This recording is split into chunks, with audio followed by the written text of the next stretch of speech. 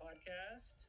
I'm Michael Mazzola. I'm a filmmaker who has collaborated with Dr. Greer for many years. I'll be asking a few questions today. Dr. Greer, it's so good to be joined with you today. Where would you like to kick it off? Well, first, I want to thank you, Michael, and all the people viewing this, and ask you guys to take the link for this and spread it all over the internet on your YouTube channels and X and Facebook, because we want to get the word out about these breaking developments as they evolve over this year, 2025. Everyone I'm speaking to in the U.S. government have indicated this is going to be the year of disclosure of all this coming out. It's going to start slowly and then pick up speed. There's just been the smallest tickling of that right now with some whistleblowers coming forward. There are a lot more in the wings. And then there are a number of activities that are to be determined depending on what the incoming Congress and administration will do. So just keep that in mind. And today we really want to focus heavily on the contrast. And I would call this podcast military and corporate psionic contact with NHI versus CE5 contact. What's the difference? What are the distinctions? And why are those distinctions important? And why we want to do CE5 contact and not a militaristic contact. So I think people need clarity on that, because a lot of information has recently come out about the government programs about that. And by the way, you should get the CE5 Contact app. You can get it for your smartphones. It's a whole training program in consciousness, remote viewing, contact, all the protocols, how to form a team, the equipment you need, et cetera, and so on. So just remember that. Also, if you want one of these shirts, you can get them at our store. drstevengreer.com has a link to it. So a lot of people who are on CE5 teams like to have those, and it's just sort of fun. I'm wearing it today because I like blue. It's my favorite color. Yeah, it's totally my favorite color. It's what the Earth looks like from space. This. So the Earth is so beautiful. And so first, let me lay the foundation of where my comments are coming from. And this is going to disturb a lot of people. So I'll give you a trigger warning right here. In 1991, I wrote a paper, which you can see in our first book, and we can actually, put the cover of this up on the screen. Extraterrestrial Contact, the Evidence and Implications. It came out in the 90s. And it's a collection of white papers and position papers on this subject. One of the early ones I wrote was the comprehensive assessment of the UFO/ETI subject, ETI being extraterrestrial intelligence, now called NHI, non-human intelligence. And in it, I go through a series of analyses. As soon as that hit the early internet, and it did, it got picked up by the aerospace industry and the agency, the CIA, and others. And I heard from them directly. One of the people, who's a wonderful, wonderful man, Dr. Robert Woods, became one of our whistleblower witnesses in the early disclosure project. And he was worked with McDonnell Douglas, and in fact, had been tasked with Mr. McDonald, the founder of McDonnell Douglas, to look into the ET technologies and including their psi capabilities and the technology and psi capabilities back in the 1960s. So when he read this comprehensive assessment, he found a section where I talk about consciousness interfacing with technology, and technology that can augment consciousness, where it goes both ways. And I called it TAC, technology assisted consciousness, and consciousness assisted technology, CAT. So there's TAC and CAT. I'll just use that from now on because it's short. It's a nice acronym. So TAC and CAT it's a two-way system where an individual's consciousness and mind and what we call coherent thought and interface seamlessly with very advanced electromagnetic systems that are phasing transdimensionally. In other words, beyond just the speed of light, and vice versa. And I had discovered this. This is perhaps more disturbing to most people. In 1973, when I was 18. So now I've known about this for 51 years because I was 18 then, I'm 69 now. And I had a contact experience with non-human ET craft and individuals because 6 months earlier, I had had an extraordinary near-death experience and then began to study after I survived that physical catastrophe, what consciousness was and what the deep spirit of ourselves is. And I became a very avid student of consciousness, quantum entanglement, where everything's connected to each other through the mind, and began to do this. And then one night, one fateful night in October 1973, I'm up in the mountains of North Carolina, and I go up to meditate in this remote place up at about 5,200 feet up. And crystal clear day, gorgeous. And there was an ET craft that appeared before sunset in the southwest, close, and it materialized, came into 3D, and vanished. It was exactly the craft my twin sister and some boys in the neighborhood when I was growing up in North Carolina near Charlotte saw in 1963 when I was 8 years old.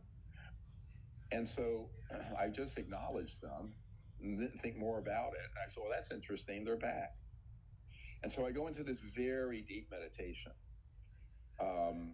And at the end of it, I come out of this deep state.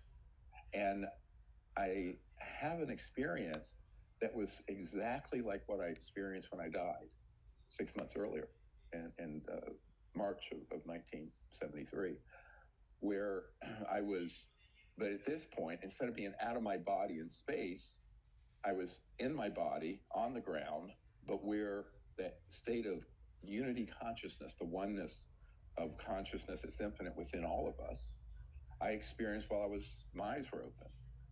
And I thought, well, this is amazing. And this beautiful thought was sent to me. It said, behold, what a beautiful universe God has made. And the whole Milky Way was stretched over.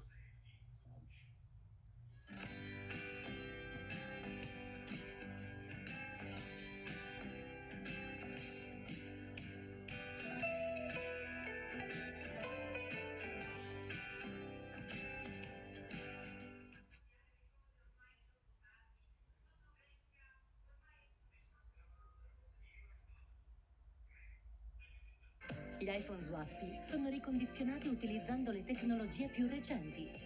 Unisciti a più di 1 milione di clienti soddisfatti. Compra un iPhone ricondizionato e guadagna vendendo il tuo vecchio telefono su swappi.it. Swappi, around for good.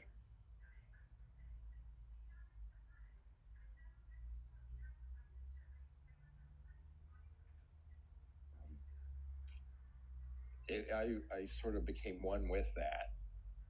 And the whole cosmos, while I was in my body. Now remember, this is 1973. I didn't have the knowledge I have now of either ETs, NHI, or even a deep study in consciousness or physics.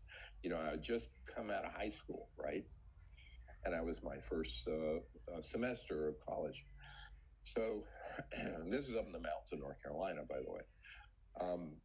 But with that, I then realized that over the crest of the hill was a glow. And it was this craft I'd seen before I went into meditation.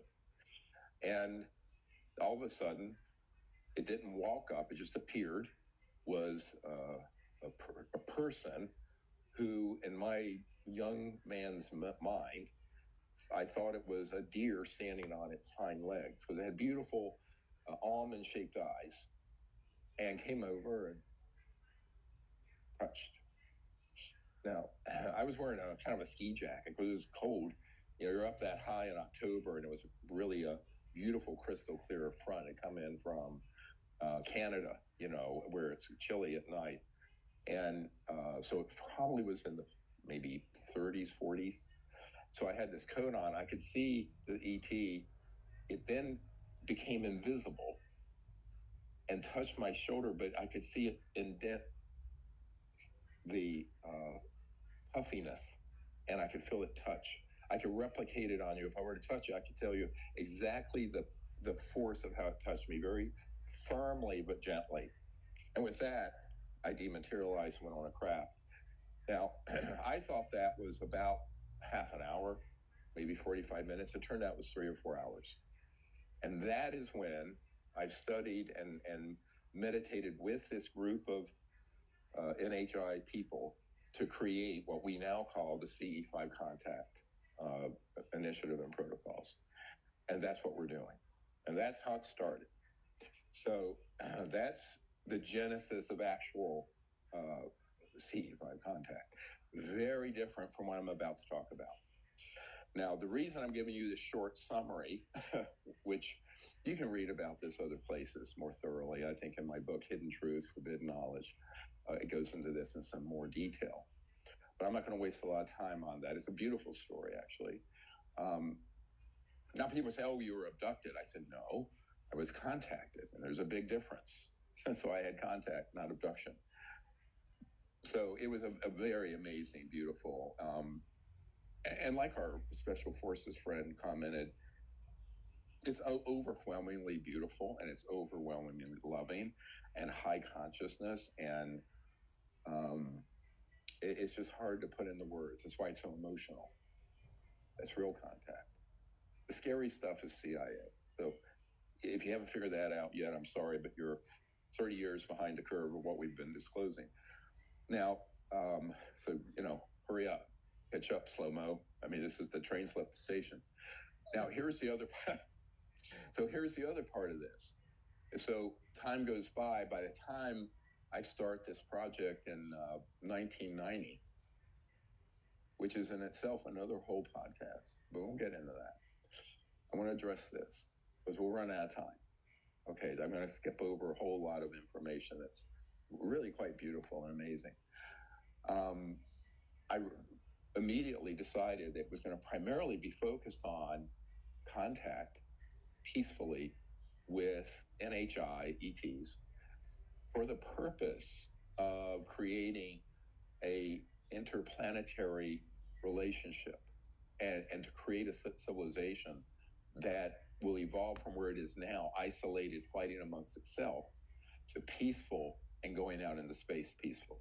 And that was the sort of task I was given to do. So that's the genesis of CE5 contact. Very, very simple in a way. It's extraordinary to some people, but to me it's very clear and clean and direct and pure. So when I started the project, I started going to, I didn't know anyone anyone related to this subject. So I went to a couple meetings. I went to some UFO organizations annual conference in 1990 in the summer. Got intercepted by some CIA guys who somehow knew who I was, which I was obscure. I'm a doctor, trauma, emergency, and I said, well, how do you know me? But somehow I was on the radar. And then the following year, went to another one where the board of that organization pulled me in. They said, you know, we're all either intelligence or former intelligence officials. I'm not going to say what the organization is, but you would all know it if I spoke. So I said, well, that's fine. And they wanted me to be on the board. I said, no, I'm not interested. I don't want to be involved in that sort of thing. Right. And around that same time, a man approached me who was this old curmudgeon, brilliant, genius scientist in his 80s. But in 1956, now think about this, 1956, I was 1 year old. He had invented a very advanced electromagnetic system, like a headset that you could wear. And it would facilitate through very advanced electronics, going into a state of consciousness where you could remote view, but also remotely influence places through consciousness and thought. And it was real. So this was TAC. Yes. Man-made TAC. Yes. This was man-made technology-assisted consciousness, but also it was consciousness that could assist or influence other technology or 3D objects. So it was both. And he offered it to me because he was going to die soon. He was probably in his mid-80s. So remember, this is 1991. He had admitted it in 1956 under spooky arrangements with the military-industrial complex. But remember, we started studying ET material and craft at least by the 40s, mid-40s. So that's 11 years on. And one of the projects was communications. Not everyone gets stuck on energy and propulsion, but there's a lot more, right? And when you start talking about trans-dimensional communications, interstellar, where you have to communicate across the vastness of space, you're going through the ultimate trans-dimensional switchboard known as mind, consciousness, in its non-local, expanded, infinite form. And this is why I tell people the operating system for CE5 contact or for anything dealing with these civilizations is understanding very deeply the science of consciousness, period. Now, of course, I've always been ridiculed for this, called a kook, called a quack. I don't care. You know, I'm sort of bulletproof for what you want to call me. But because I've been called everything over the last 35 years. But that is a fact. Now, that's coming out now with what they're talking about with these P3 and psionic programs. But I want to explain the stark difference, very stark. There are 180 degrees diametrically opposed. Now, eventually, I told this gentleman, I said, look, if I possess something like that, I'm quite sure I'll be killed. And I don't think that most people are at a level of higher consciousness where they can possess such a technology and not use it for selfish purposes. Because something like that is so powerful. Forget AI. This would be that on mega steroids, right? That is something that there has to be a certain evolution in human consciousness and peaceful consciousness. And I hate to use these old-fashioned terms, altruism and selflessness, before you possess that. Now, I would have been able to possess it and done no harm. But I don't think that that's something that, if you look at the fact that about 12% of humans are sociopaths, and within that category, there are a lot that are psychopaths, who usually become dictators and leaders around the world and CEOs of companies. That is not a great idea. Okay. So I said, thank you, but no thank you. And I'm glad to know that this exists because it explains a lot of what I already had begun to experience by people approaching me from the intelligence community. And then a year later, approximately, I can't remember the month, in 91 that I met this gentleman. He's long since passed away. And by the way, the company, there was a front company that was a cutout fronting for the CIA that bought that technology called Alpha Metric Corporation, is what he told me. I'm sure there's no trace of it. I'm sure it was something, an invisible shell company that absorbed it and then took it. But he still understood the science. Alpha is an alphabet? Yeah, Alpha Metric Corporation. Mm-hmm. So do with that what you will. So, I mean, that's 1956. I mean, you know, they can erase records. If there's any track record of it, I'd be surprised. Nevertheless, I said, thanks, but no thanks, right?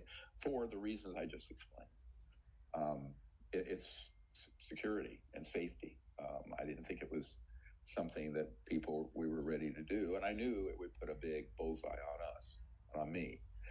So, but he was a sincere guy wanting to help because he thought this is what we should have always used this for, right? Is what you're doing, not what the military industrial complex, not what Lockheed and Northrop and Raytheon and the military people who are running covert programs using tech like this to target and down ET craft and kill them, right? So they're using technology like this remote viewing assist to augment and amplify the psionics? Correct. Yeah, the really high-end parts of it. So remember, all these projects are compartmentalized. If you were in one project, you might have been using one system. If you're in another, there may be another, a deeper one. You have to understand the extreme compartmentalization. So a special operator in one will absolutely not be read into something going on. It could be 10 miles away on another. They're just not. There's not this sort of all access pass on projects that's compartmented. Now, this is why I describe what we're doing with this podcast, the disclosure mosaic. I want to put together 35 years or more than that since I was 18 years of this sort of experience and evidence and meeting these sort of officials and scientists and give you this big mosaic, because it's time to pull all this together, frankly, because it's all going to come out. There has to be context and the understanding, not only the history of it, but also in that history are some warnings of what not to do going forward. That's what I want to speak to. So by 1992, because we had successfully invited, we don't summon and call or boss ETs around. It's a diplomatic invitation. So let's get our linguistics down here. If you summon someone, you're at Downton Abbey, being the Earl of whatever, summoning the butler to bring you tea, right? We're not summoning ETs that way. We don't call them and they come at our beck and call.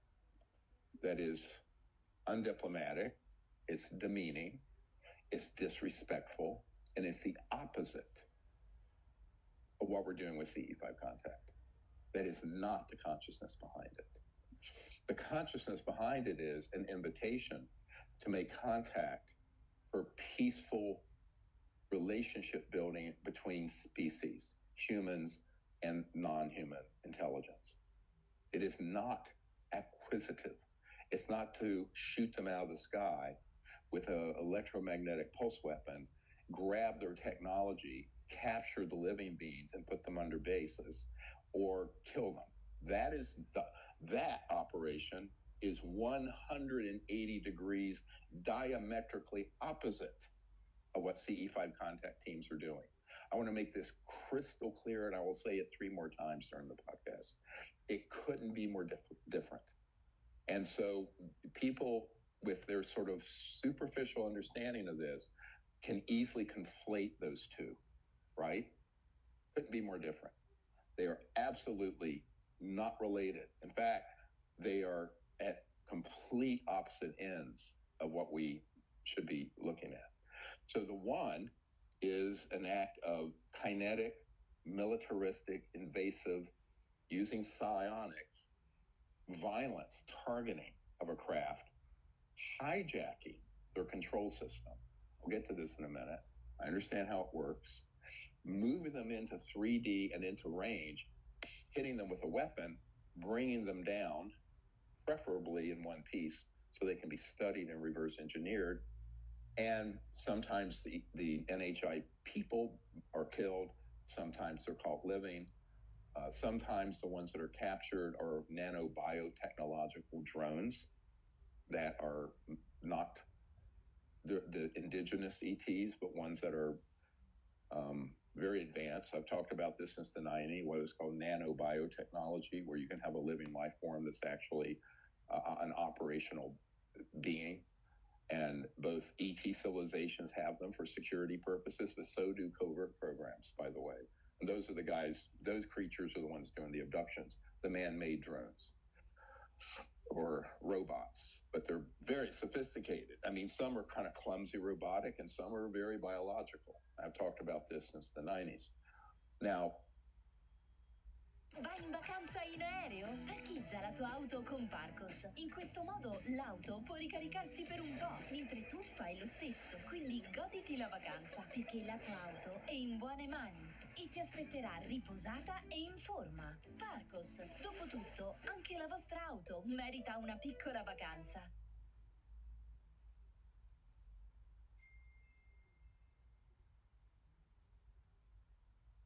So what is ClickUp? ClickUp is an all-in-one productivity software where you can manage everything and anything related to your work. Your documents, your chats, your whiteboards, your projects. The value of this, you don't have to buy 5 softwares to do this. You don't have to be hopping back and forth between multiple tabs, trying to find that email from a year ago. Instead, you can find everything in a matter of seconds, keeping your work and everything related to productivity organized in a single place.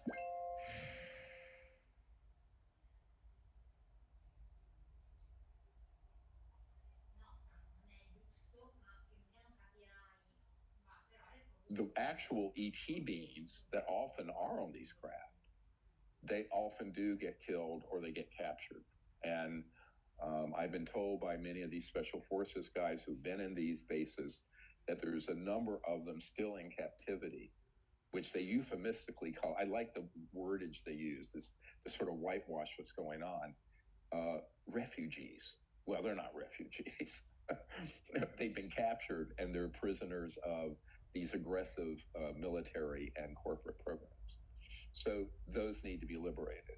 And we're working on that through a group of special forces guys, which I can talk a little bit about. Now, the CE5 contact is not geared towards any self-aggrandizing purpose. It's not to give you entertainment because you saw a UFO. It's not to get their technology so we can reverse engineer it and then beat the shit out of the ETs with it, which is what the military and corporate programs have done for 70 years.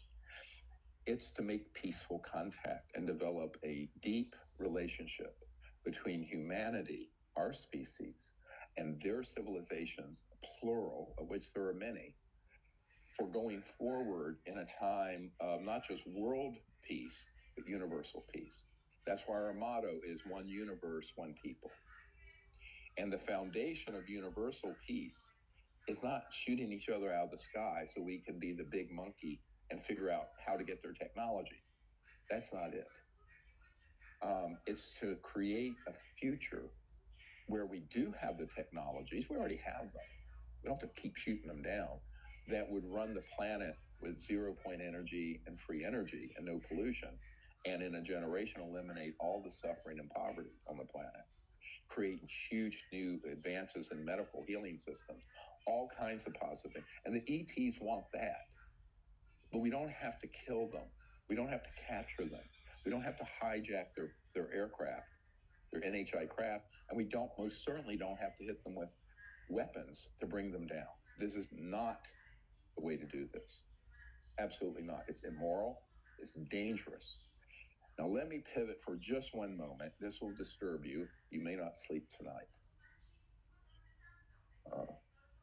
And I've known this for some time. But in the last 2 years, I've had 3 separate people who have been in comm centers, communication centers at classified bases, that have told me there has been intercepted communications from NHI, that they're just about fed up with that nonsense of us targeting them, damaging them, captivating their people, and doing this in a kinetic, meaning violent. Kinetic is another euphemism in the military. Just kinetic is just, casualties and destruction, violence manner. And then that the problem is, because we have these advanced technologies that are psionic and technological, our craft, the ones that we have that are man-made, have pretty much reached almost an indistinguishable level with the NHI craft or ET craft. But by using this technology in an aggressive military and corporate way to simply get more and more of their stuff, their goodies, their technology, which is what all the billionaires want, right? Because they only think one way. How do I become a trillionaire if I'm a billionaire? That's all they care about, right?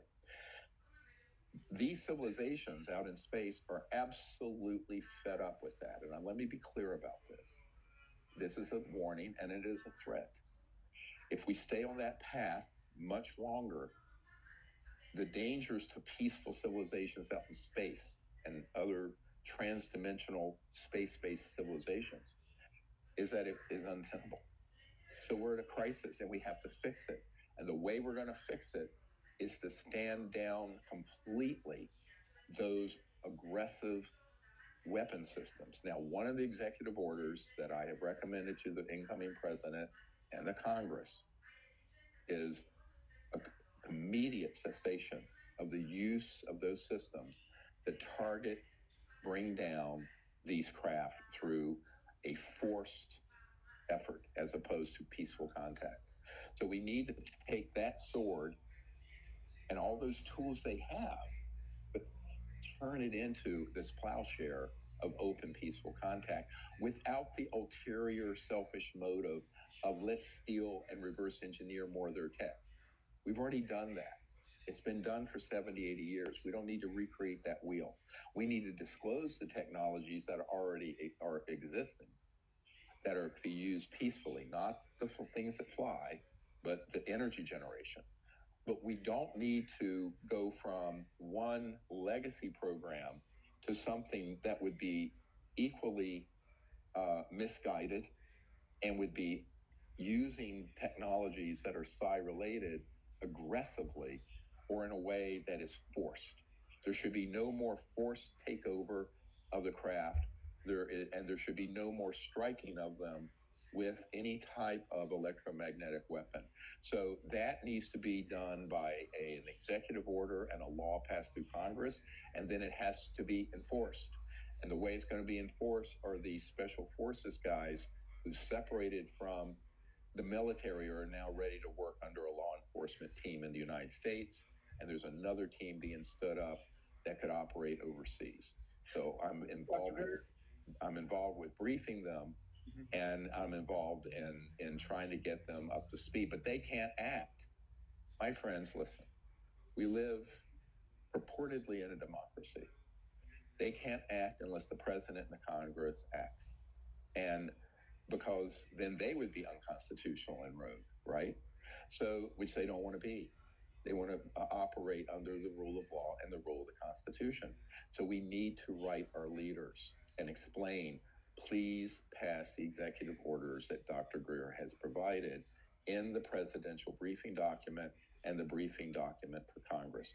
Soon, we're going to publish that entire document, except with certain redactions for sensitive reasons, that everyone listening and everyone in the world can read, and it'll be a page turner. It's 310 or 20 pages, something like that. So that's what we need to do. I just wanted to get all that put together quickly in a package. And then what you were going to ask something, Mike?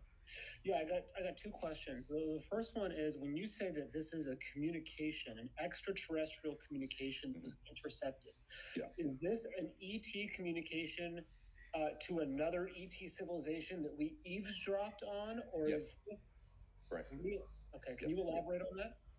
Well, look, I mean, if you understand space-time at a trans-dimensional level, and you understand the physics of the interface between what we would call electromagnetics and thought conscious fields, psionic, TAC and CAT, you can set up systems that can receive that kind of data.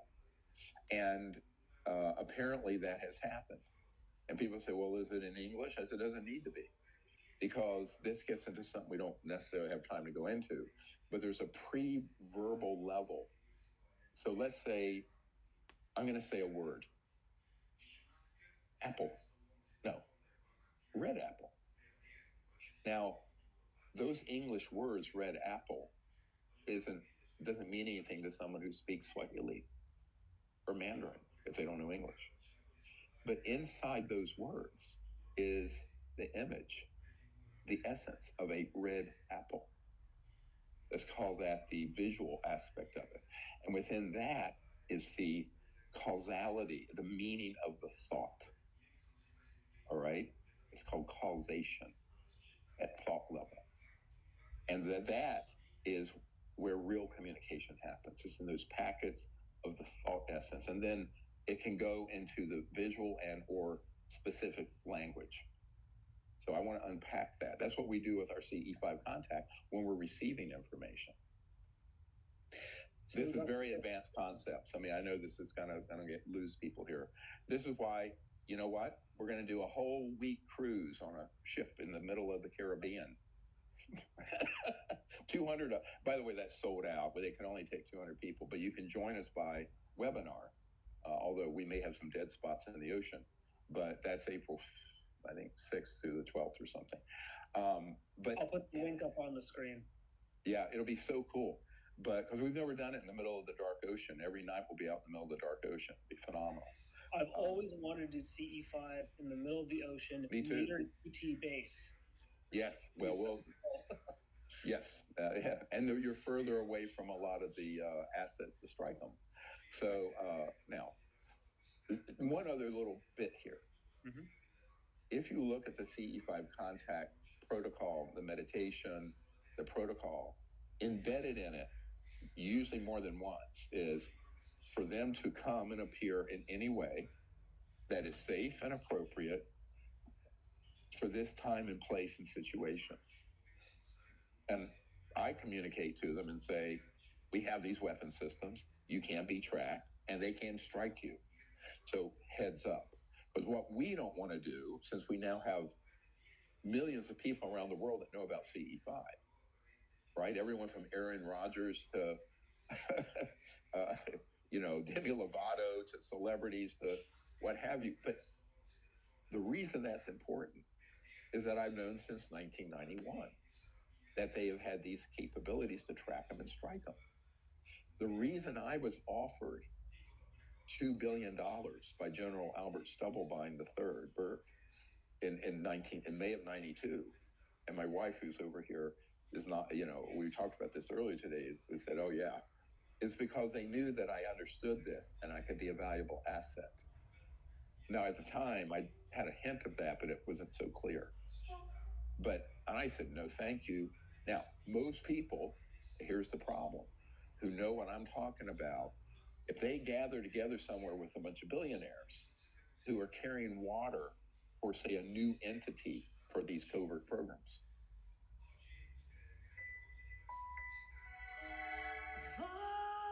Se la cameretta gli va stretta, allora tu vola su deghi.it. Su deghi.it trovi migliaia di mobili, scrivanie, sedie, scarpiere a prezzi irresistibili per rinnovare da capo a piedi la stanza dei tuoi figli. Il tempo vola, i figli crescono e noi voliamo su deghi.it. Se non deghi, non ci credi.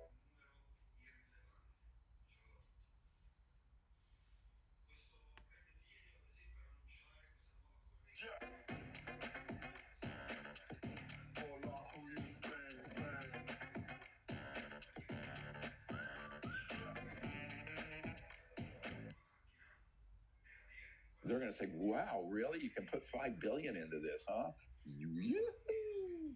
I go, sit on it, rotate, right? That's what I said to the general. I said, no, this is a corrupt situation. Yeah. So excuse me for being vulgar, but no, I'm that kind of guy. I said, I'm not going to deviate from the purpose of what we're doing because you offer me 5 pieces of silver instead of 1. I'm not interested. So that is difficult because the path I've chosen is a path of relative impoverishment for my projects. Why we only have 1.5 staff members. We should have 50. No office, and have been stripped bare of any real capabilities because I'm not willing to corrupt the purpose, you see. I'm not willing to sell out. I'm not a sellout. It's also why I've refused to take a clearance. In other words, all these meetings I've taken, I have never signed an NDA, and I will never. So I've been asked to be in positions where I'd have to have one. I said, I'm not interested. I'm not going to be your tool. You're not going to put me in those shackles. All right. So that's just my philosophy. Everyone has their own role in life. My role in life is to stay out of that. But I do want to tell people who are doing CE5 contact, and everyone listening should start doing it, because when more people do it, here's the beauty of consciousness. 1 and 1 is equal to 10. It's not equal to 2. There is an exponential power of people coming together with a clear consciousness in this higher state of mind, in the meditative state, doing this, that actually alters the course of everyone on Earth, but it sends this beautiful signal out to the non-human civilizations that there are people willing to engage with them for the correct reasons, not the reasons of greed and get their technology and shoot them out of the sky and all the dysfunctional stuff that is the worst of humanity. So there's this other part of humanity that's spiritual and beautiful and forward-looking and wants to carry an ever-advancing civilization forward that isn't based on war and destruction and endless poverty and endless war. That's what the ETs are looking for. Those are the people they're looking for, right? And that you don't have to be in the U.S. government or in a covert program to do that. On the contrary, those people have to sort of totally become re-educated and have their consciousness totally evolved in another direction. Whereas the average person on the street is absolutely ready to do this. This is why the CE5 Contact Initiative is a grassroots, and where I kept it that way. I was advised during the Clinton years, make it a closed elite group, like these elite strike team groups, right? And do it only with a handful of elite people who think because they're rich or powerful, that they should be part of this, but the man on the street shouldn't. And I rejected that. I said, no, this needs to be something where the whole of consciousness of humanity moves in that direction of this beautiful future. Dr. Greer, I have a really important question for you. Yeah. So I guarantee you there's people listening to this right now who are hearing you say, the ETs have drawn a red line in the sand, and if this goes much further, they're not going to put up with it, and they're going to come here and they're going to intervene. And the people hearing this are saying, oh, fantastic, finally, that's exactly what we want. That's what we've been waiting for. So we don't have to do anything. The ETs are going to come and solve it for us. So could you please explain why we really do not want this to happen? Mm-hmm. Yeah, that intervention externally by NHI, it's a worst case scenario, the very worst, because there are already predispositions in human nature to believe that would be a violent invasion, alien invasion.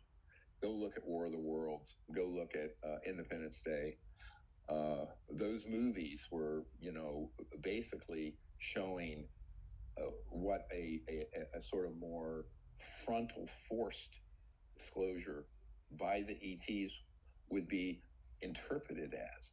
But beyond that, the whole media, not to mention the UFO world, has already been predisposed to believe that, because beginning in the late 50s and early 60s, once we mastered gravity control and had our own ARVs, alien reproduction vehicles, reverse engineered man-made craft, and we started doing the stagecraft, as it's called, of mutilations and abductions, blowing up villages in Africa and South America, everything that we've disclosed about this, it has caused the human consciousness to be predisposed towards the ETs being a malevolent force coming to invade us.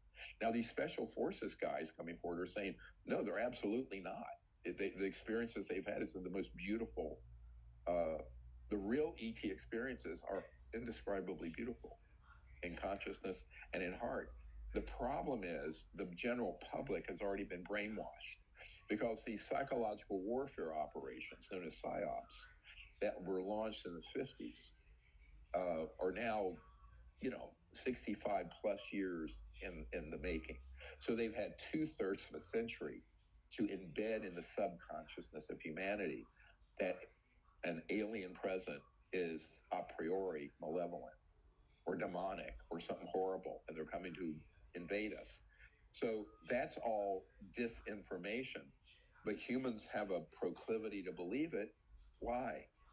Because that's what we do to each other. That's what the Holocaust was. My grandmother was Cherokee. Look at the Trail of Tears. Talk about a Holocaust.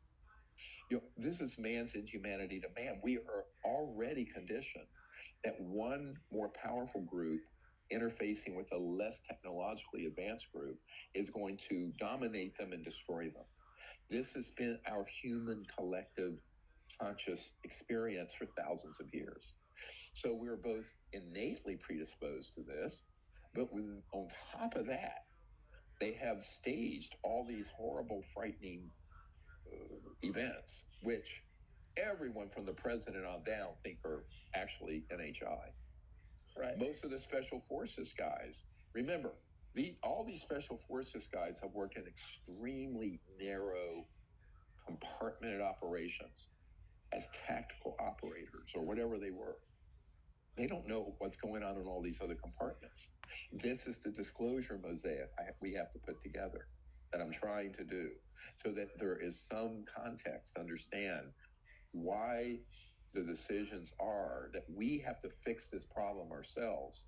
The worst case scenario is that the NHI craft and ETs fix it, because it will, no matter how benign their intentions, it will be misinterpreted by and misportrayed by the corrupt corporate media, governments, and the secret organizations that are criminal, that this has been their long-term plan. And Werner von Braun in his deathbed said, the big plan that's going to happen, this was 50 years ago in 1974, it said to Carol Rosin, is that the big long-term plan is to present a threat from outer space as alien so we can unite the world around this totalitarian, militaristic superstate.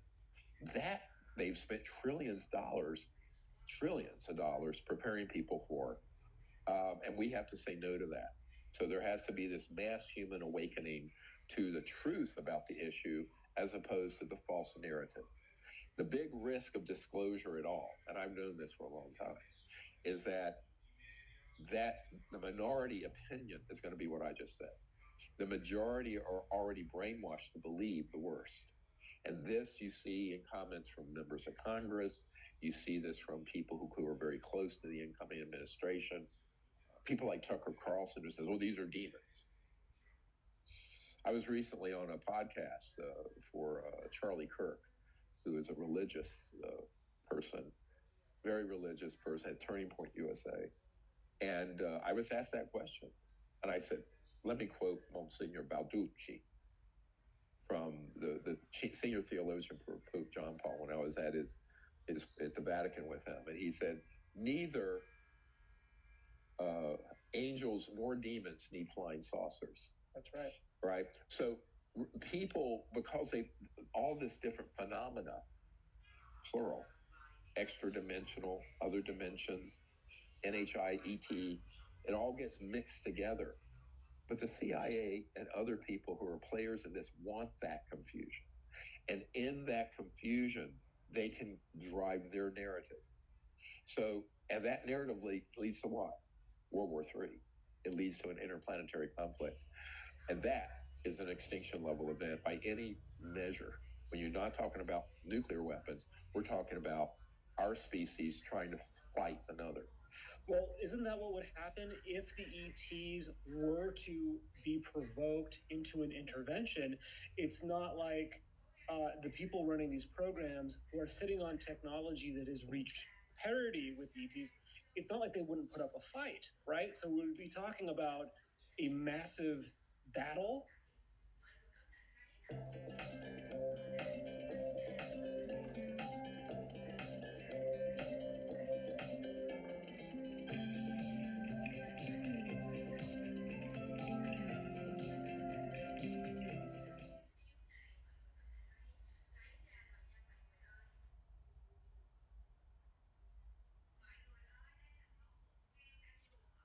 Actually, they would not need to do that. They wouldn't do that. I mean, although we have assets that would make this look like what they're doing. Got it. They would instantly all these systems could be shut down. People have no idea what those capabilities are. It's, you know, people look at too much science fiction. This is not Star Trek or Star Wars or whatever.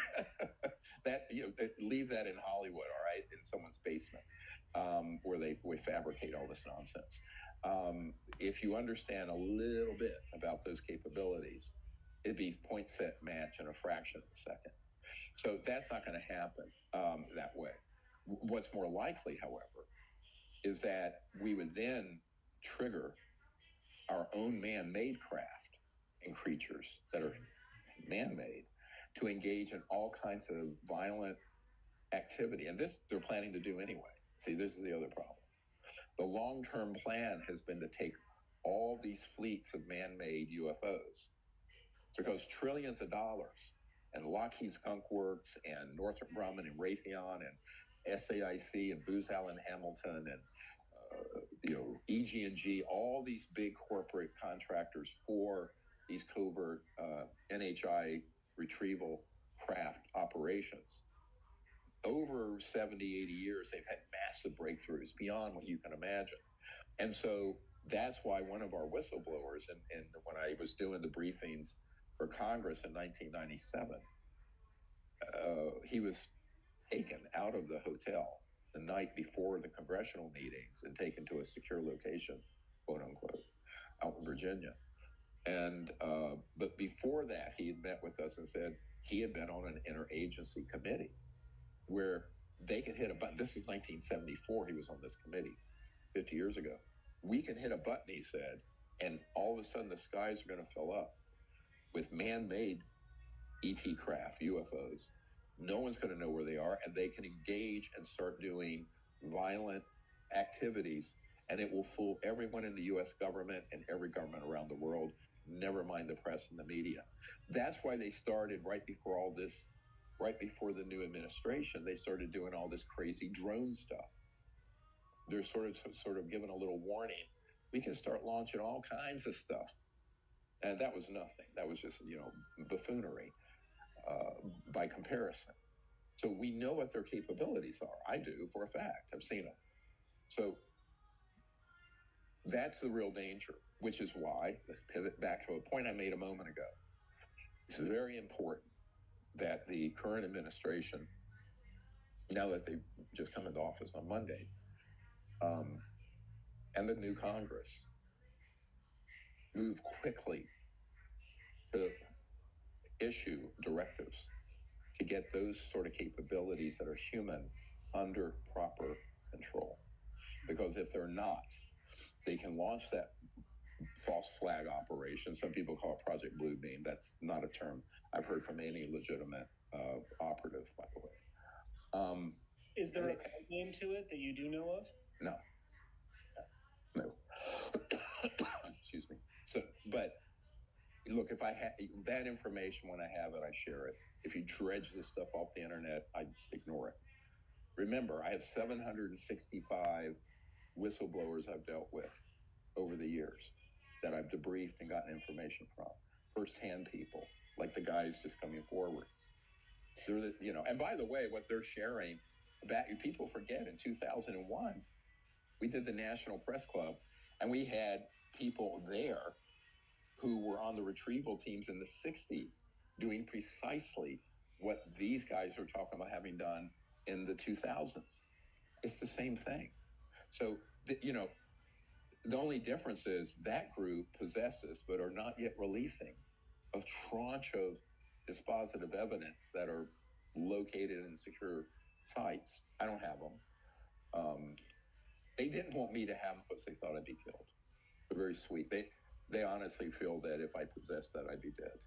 So, and I appreciate that. I mean, people, there's a real sweetness. Some of them, they've been very hardened guys. A lot of them have PTSD and other things from their careers, but they're actually incredibly sweet to me, and they've been very kind in many ways. So, and I appreciate that. I'm not trying to blow off the risk of that, because look, they do have wet work assassination teams. They go after people that have something that's too hot. And what I was told by those guys, we don't want you to hold this hot potato. It's too dangerous. Yeah. Right. So, Dr. Greer, to round this out, I have one last question. Sure. Just to give clarity to people about CE5. Has anybody ever been injured or harmed way during a CE5? Mm-hmm. Oh no! I mean, one of the interesting things is if you're a special forces operator in a very narrowly construed task, you're not going to know the whole, constellation of what's going on. You're not, because you're not going to be. No one has that kind of all access clearance. I've had to put that all together by debriefing nearly 1,000 whistleblowers, right? And being in facilities and seeing these things over 35 years. So, no. And in fact, the injuries that have happened have all been done at the hands of man-made technologies masquerading as alien. Or you don't know what it is. You're out there to pick something up. Now, there are a lot of people who have had terrible injuries. I don't diminish Cash Landrum, those poor victims from that event in the 80s where, there was that test flight of a craft that was ET in origin, but had a nuclear power plant on it that malfunctioned and was spewing radioactive waste on Cash Landrum, this little 5-year-old boy and his mom and his aunt. That event was a total man-made, but covert programs were very happy for the UFO echo chamber of people with no knowledge to say it was alien. Well, it wasn't. There were 4 human pilots on that, and it was a man-made plutonium thing. So what people need to realize is that whether it's a violent abduction, a mutilation, human experimentation, animal mutilation, human mutilations, these are all being done by humans. Anyone who's had actual contact with the ETs, NHI consciousness, including these special forces guys, they speak of it in the opposite direction. Now, on the other end of it, so let me put this in perspective. I have been doing CE5 contact for 51 plus years. Never been injured, never had a bad experience. I have been on expeditions with thousands of people that I've led all over the world. We've had the most beautiful experiences. No one's ever been injured. But there are many, many people who've been healed. You look at the CE Close Encounters of the Fifth Kind movie and Ed Moen. He had since he was a teenager, he couldn't hear at all, barely, even with hearing aids. And when we had that contact with what the ET, we can put this picture of up called the healer. And then he continued to connect to that being throughout the night. He woke up the next morning totally healed because he didn't go there to be healed. He was there sincerely as an ambassador. We call these people ambassadors to the universe. But at the end of the night, he had to go to bed. And it became this beautiful red light sphere. And he asked, could you do something with I just can't hear what Dr. Greer's saying and what the group's saying. The next morning, he woke up completely healed. Now, I can tell you a dozen stories like that more over the years. So far from being injured, the CE5 participants have often, not that they're going there for that ulterior selfish purpose, but they often will, if they're in a pure enough heart and they make that connection with the ETs, they will have extraordinary hearing. I mean, we're talking people with, I had one man who had multiple back surgeries, chronic debilitating back pain for all of his adult life. And we were in the circle doing the meditation. There was this beautiful ET vehicle that transdimensionally enveloped us. And that night, he was healed, never had any back problems. We had a member of our team who had a really bad knee. And one night after we'd been out, this was a couple years ago in Joshua Tree, and she was in her room after we had our post CE5, what we call conviviality and bebidas. And we have I call it our circle of love and dysfunction, where we have a little party at 2, 3, 4 in the morning. You know this, Michael. I mean, I like to have fun. If you don't have fun doing this, you're going to eat your gun. It's that simple. So, and so she, late at night, she said there had been earlier that night these two ETs, you can see a picture of it, that looked like these conehead ETs sitting in our chairs. We'd gone inside because it was so cold. It was like 18 degrees in Joshua Tree. It was this freak cold front that came through.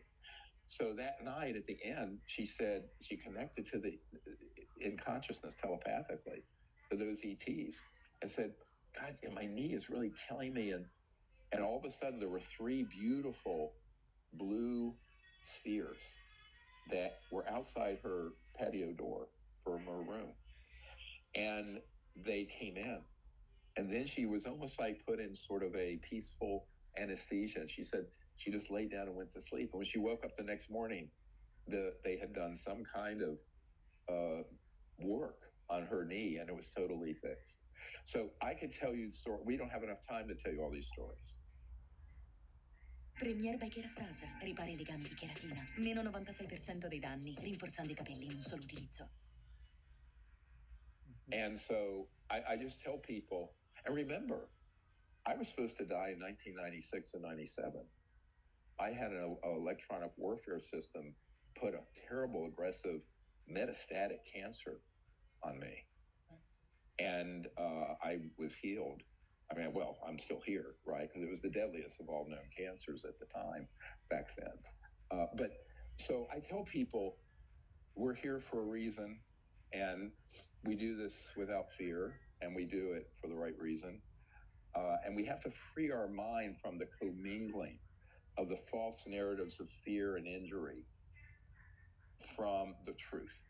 And the truth of dealing with NHI, ET civilizations, their crap, is very beautiful. But because most people don't have enough information to distinguish between the man-made ones and the NHI craft and people, they're going to be completely deceived.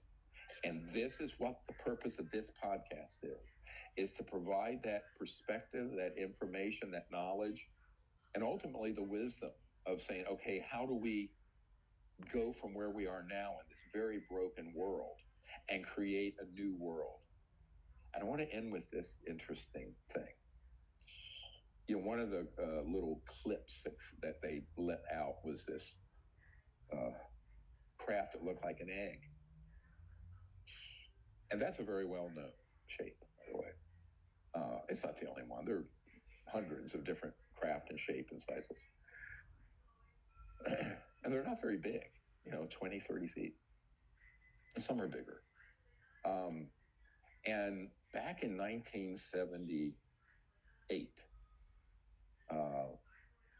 and I was in the Middle East, and I had this most amazing lucid precognitive dream, because I tend to have dreams of the future that are crystal clear. And when I have one like that, I know it's real. And I was much older, and it was in the future. And I was at a place that looked like white sands, although at that time I'd never been there. Really white sand, but it's not actually sand. It's feldspar. I forget what the mineral is. And at that time, the entire U.S. government and military had been transformed from the sword attacking these craft to a force making peaceful contact doing CE5, but with the full support of the military and the government.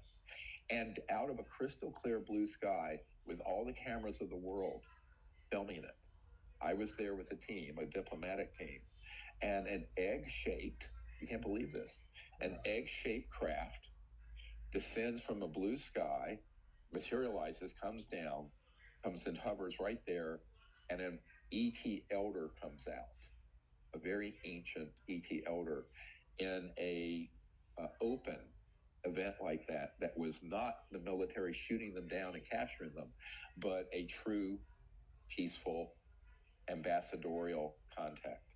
What did he look like? Well, he looked like not too different from us, but very, very. Now, this could have been my young boy. Well, I was 22 then. This could have been some of me extrapolating on it just to make it relatable. right? When you get these conscious, the only thing that's completely pure in consciousness is God and the supreme being. Certainly not me, but to the best of my recall, it was like an old man Moses or some depiction of like that, but a very ancient, and in some kind of a tunic or robe that came out. But obviously, a very senior spiritual and ambassador from these civilizations, but it was like literally the whole world was seeing this simultaneously. So I share that vision to say perhaps we're at this inflection point with all the madness and misunderstanding and lack of direction, that we can go from where we are now, which is very fraught and dangerous, to that. And that's the vision. I want you to. That's the vision that's the vision that has to guide the world. I think we have to look at that beautiful future, not a dystopian future of endless conflict with scary aliens, because that's not what it is. Thank you, Dr. Greer. And you opened this podcast by talking about your original book, Contact. Yeah. And I can't urge people strongly enough to read this. You might be thinking, oh, it's 30 years old, it's out of date, it's irrelevant. The truth is, you can accumulate all the data and all the sightings that you want, but if you don't have a worldview and a framework and context to interpret that data, right, you're going to keep getting fooled. You're going to keep reaching the wrong conclusions. And that book, more than anything else, gave me the framework to understand what's happening now, Right. almost 30 years after you wrote it. Right. So I can't recommend it strongly enough to everybody. Right. Well, thank you, everyone. And we'll be doing these every week or so, and sometimes more when there's breaking news that I need to address. So share this with everyone in your network, because this is how we get the word out. And I appreciate everyone's support. And if you want to do a deep dive on more of this information, you can go to dpiarchive.com. It's the Disclosure Project Intelligence Archive. It's got years of study in there. There's so much in there, but you'll be amazed if you start poking through that, how much you're going to uncover. All right. Thank you, guys. Bye-bye.